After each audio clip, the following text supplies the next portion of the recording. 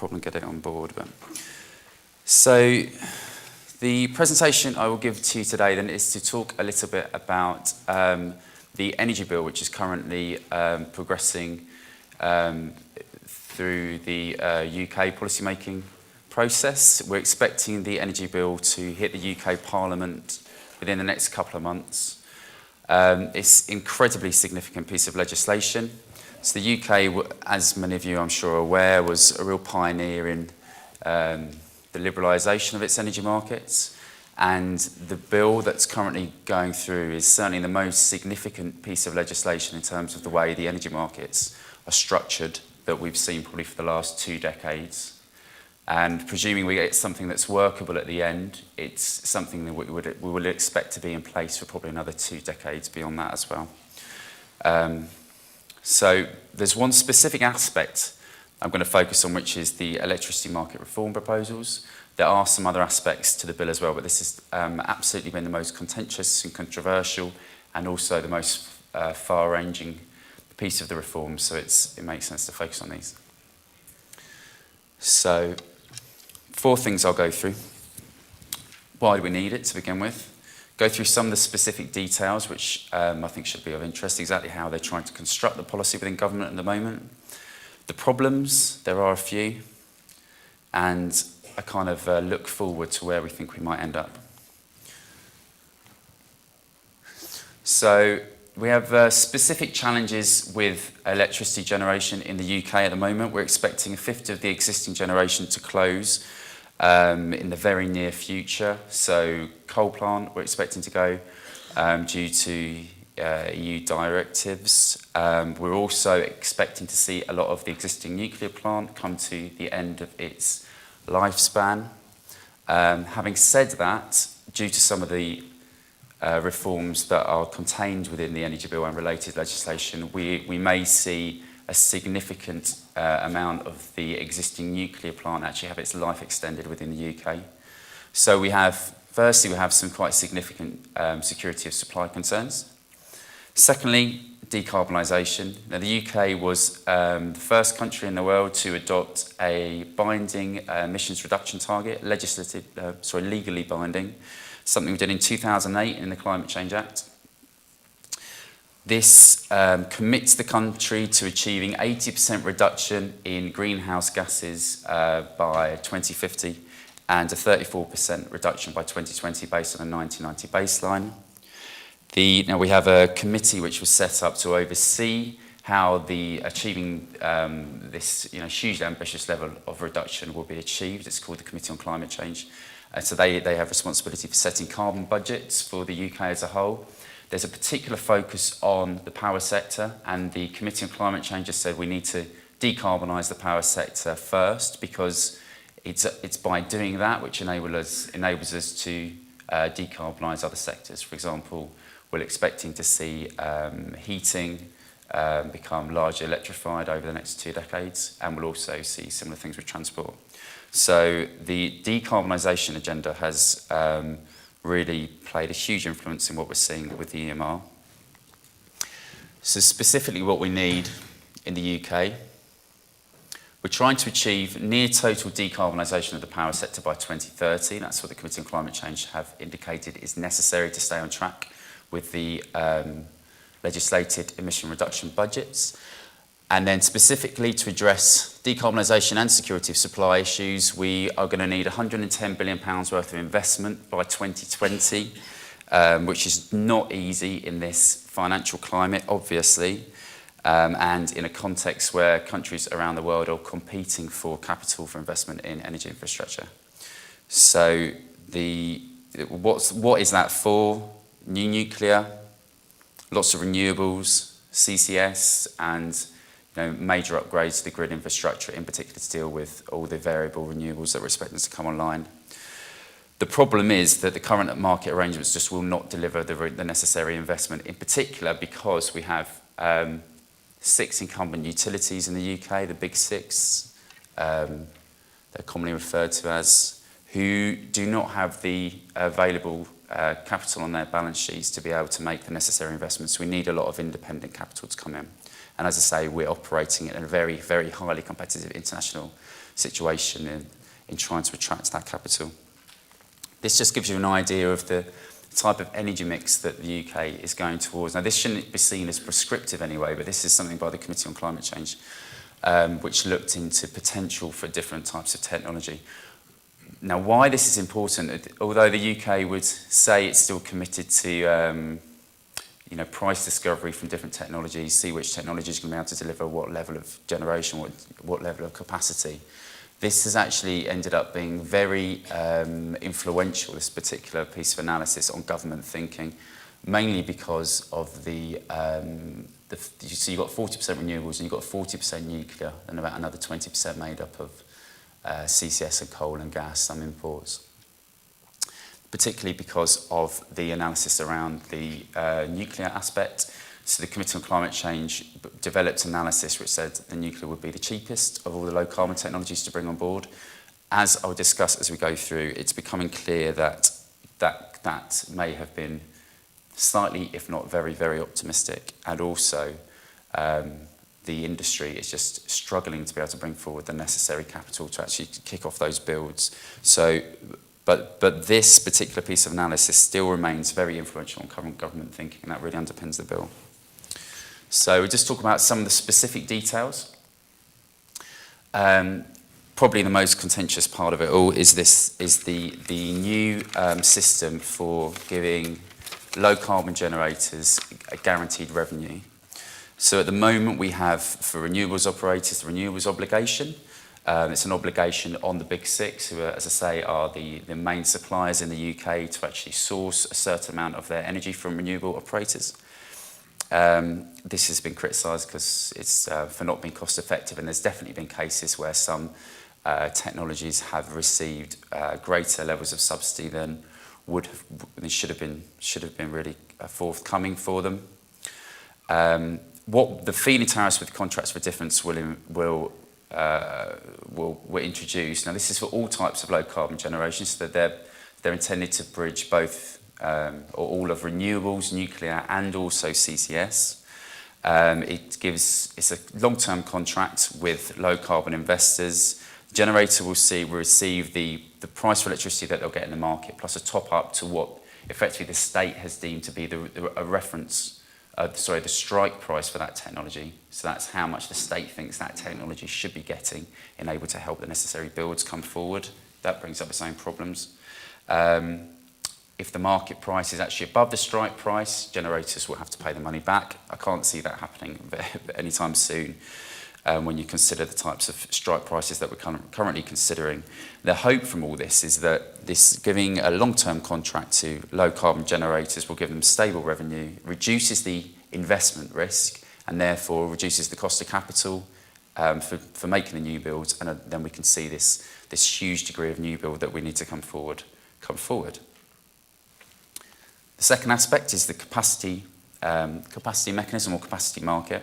Now, this has come particularly because of security of supply concerns. As I say, we've got all this closing generation capacity in the UK, and there's this particular problem that as we have more variable generation come on board, gas is going to get pushed further down the merit order, and it means gas operators are going to be less and less certain of the revenue that they're going to have coming in. So the idea behind the capacity market is that to allay security of supply concerns, the state will contract out through a competitive auction what it deems to be the amount of capacity that it needs in reserve to make sure that the system is stable, and it will do that process several years ahead. There may be some options also for providers of demand reduction services to be able to play within this capacity market as well, but absolutely without doubt the priority has been on ensuring that there are some stable revenues there for gas generators and gas providers. So what you're actually seeing here is the state is taking a very interventionist role in setting what will be effectively the market price, or as I say, the strike price for low carbon generators. And at the same time, it's giving a guarantee of particular revenue to gas generators as well. So you're starting to see administratively set prices across all types of generation technologies here, which is why it's quite a big step away, obviously, from the liberalised market. Something else, so we have the emissions performance standard. This is a much smaller, less contentious piece of legislation as the last two. This will limit the amount of CO2 emissions that can come out from new fossil fuel plants. The fourth is the UK is going ahead and unilaterally introducing a carbon price floor. Now, carbon price floors, theoretically, if you look in the theory, you look in the literature, it makes sense to have a carbon price floor within any trading system you have. Obviously, we've got the EU ETS in Europe, which gives us the carbon market across the continent. At the moment, we've got big problems. The price is never very stable. The price has bottomed out regularly, and at the moment, there's a lot of debates going on at the EU level about whether a lot of the permits should be withdrawn because there's been kind of an overcapacity of carbon credits on the system. So the UK is going alone in introducing a carbon price floor, which, as I'll explain earlier, brings up quite a few different problems. So, hugely wide-ranging legislation. It's a major step away from the liberalised energy market, which the UK, as I say, was one of the real pioneers of. So, what are the problems with this? Well, the first is the lack of any specified outcome within the legislation. So there's a huge political debate currently getting going in the UK. The Committee on Climate Change have said that we need to have within this bill, somewhere within this primary or secondary legislation, a 2030 target which says we need to achieve the specific amount. It's 50 grams of CO2 per kilowatt hour of energy produced by 2030, because that's what's contained in their frameworks for how we can get to our 2050 decarbonisation targets.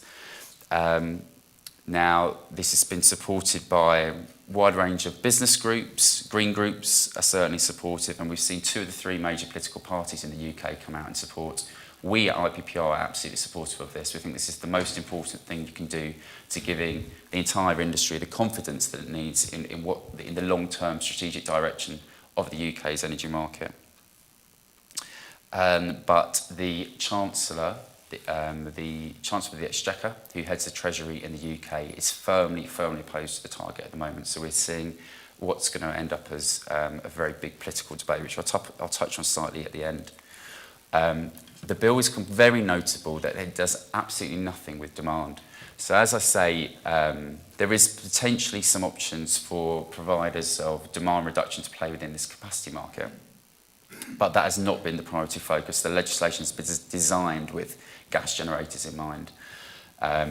So we are seeing the state become involved in setting what's going to be very high prices for low carbon generators and giving revenue certainty to gas generators as well, but it's effectively doing nothing to help consumers mitigate the increasing bills that's going to come from this. So there's certainly a question about the focus of government priority. It's focusing very much on the industry side and not on consumers. But it's also completely missing that part of this equation, which is, if you reduce demand, it reduces the overall need for new generation capacity, which reduces the cost of the electricity grid for all consumers. So there's both a values point that the government should be doing as much as it can to help consumers mitigate increases in energy bills. And if it doesn't do that, it actually risks its entire piece of legislation being undermined as a result. And the second part is that I think this speaks to something of an institutional problem within the culture within the UK government, which is the focus purely on the generation side, rather than looking at the energy system in a much more dynamic way, where we have new technologies coming on board for demand reduction. We have everything that's been talked about at this conference in terms of smart grids. But the UK approach at the moment is very much effectively, let's unplug fossil fuel stations and try and plug some low carbon power stations in, when I think what we need to be engendering is a far more dynamic and innovative understanding of where the electricity system will be going. The final problem with this, so it's called electricity market reform. It doesn't actually reform the markets at all. It introduces, as I say, these kind of revenue certainty for different types of electricity generators, but we have very big problems with the way that the wholesale market operates in the UK at the moment. The lack of liquidity in the wholesale market was identified by some key government departments as the main barrier to the lack of independent activity, both in generation and in supply. And the reason for that, whether, we can have some debates about that, I think, but we have 6 large incumbent vertically integrated energy companies in the UK. And because of this, there's a huge lack of transparency on prices that are paid in the wholesale market, because effectively we can't see what costs those vertically integrated companies charge themselves when they buy their own energy, so when they're engaging self-supply. So a couple more specific things actually within the legislation itself. We're in a situation now where the contracts for difference, which are this major piece of legislation, probably the most contentious part of all of this, which they're intended to help low carbon generators, to give them revenue certainty. We've had a very influential government committee say that they're basically unworkable. The reason for that, probably the main one, is that the Treasury has refused to be the backer of the contracts. So we're issuing a contract to low carbon generators, say you'll definitely have this revenue certainty. They need to know who's the guarantor for that contract. And at the moment, the Treasury is balking at the possibility of doing that, because it's so worried about everything else it's got on its plate at the moment, because the UK economy is obviously in a dire situation, as are many others. There's a number of other issues, but I'll carry on because I'm aware that time's running out. The emissions performance standard, it's a smaller piece of the legislation, but due to what's going on in terms of bringing forward low carbon generation for the CFDs, it's not really clear what the point of them is. The capacity mechanism is going to be a really crucial piece of legislation, but it's trying to address security of supply problems, and while it's actually creating them at the moment. So this piece of legislation, we've probably been debating it for 2 years now, and it's going to enter Parliament in the autumn, but if we're lucky, 6 months till something starts hitting the statute books, but it could be a lot longer. And at the moment, so there's gas generators. What we're hearing quite regularly from the industry is that they're really waiting to see if they're going to, what additional certainty of revenue they might get provided by government. So why go now when you're not going to get that guarantee from government, when you could just wait a year and then you will get that guarantee? So that's certainly what we're hearing from industry. The problem with the carbon price floor, again, it doesn't seem, it's unclear what the point of this is. If you're guaranteeing prices to low carbon generators, why you need to introduce your own, why you also need to introduce a carbon price floor. It's going to make the UK economy more uncompetitive in general. Because we're introducing it unilaterally within the EU ETS, it means any emissions that we don't save within, any additional emissions that we save in the UK will just be pushed out to other countries in the EU, so it won't deliver overall emission reductions. It's going to mean there's a huge increase in the number of people who can't afford to pay their energy bills in the UK. And in actual fact, we're quite of the opinion that this is in many ways a real revenue raiser for the government, rather than something that's particularly focused on the problems we have in the energy sector. So, I hope that's interesting to find out what's going on in the UK energy market. It's a very, very complex and muddy picture. Happy to discuss more if anyone would like to afterwards. Where we're going to be going with this now, I think. So, so is this the right policy to be pursuing? Well, it's I think the principle behind it is absolutely right. We need to be bringing forward this new investment in new generation, and it's the way they've sought to approach this by government by reducing some of the construction risk, for example, is a good idea. What's become apparent, though, is that the nuclear ambitions, in particular, are a real problem. So we have seen consortium after consortium of potential nuclear developers drop out of the UK energy market.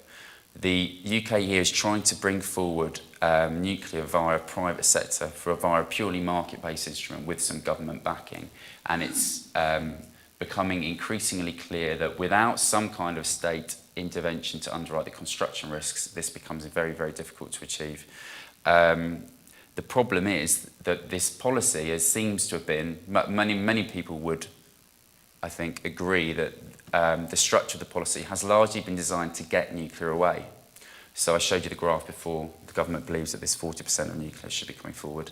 So the problem is that the nuclear ambitions are now falling to the wayside, and meanwhile they've designed a policy actually which has got that technology at front and centre, and then so renewables operators are particularly concerned that it isn't designed for their needs.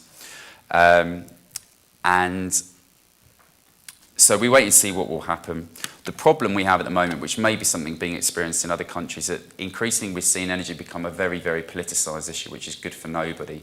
So we had the Climate Change Act brought in with quite an unprecedented level of cross-party support in the UK across the three major political parties, which is why we have this legislation in place. You're now seeing the incumbent, we've got a coalition government where two of the main political parties are in power together.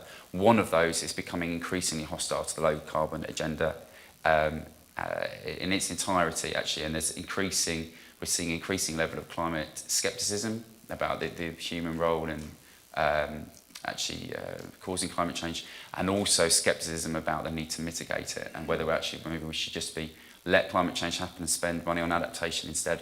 So we're seeing, which is a highly, highly divisive situation to be in compared to where we were a few years ago. So, so while that continues, it's only going to continue the uncertainty for investors in the UK environment. Thank you for your time. That's me all finished.